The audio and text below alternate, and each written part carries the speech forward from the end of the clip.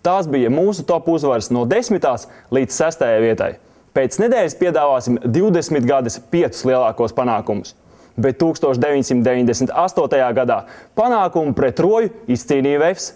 Jānis Rimbenieks pret manu uzvārda brāli Zeltiņu Jāni un visam pa vidu Igors Lūķis ar savu mākslinieciskumu.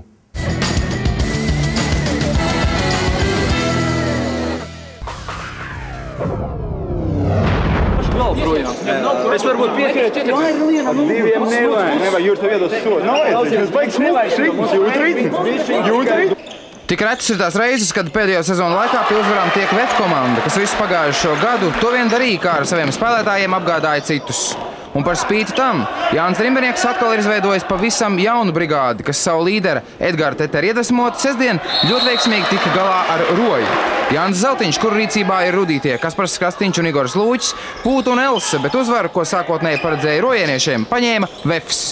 Ja tev bailes, tad samainies ar Krastiņu. Davai!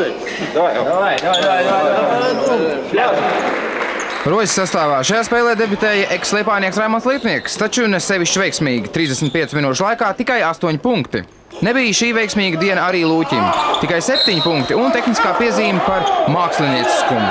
Vefs, kuru rindas ir pastiprinājis Dainis Martinsons, pirmajā puslaikā iekrāto 10 punktu pārsvaru, sargāja visiem spēkiem un svinēja otro uzvaru šajā sezonā ar 78-73.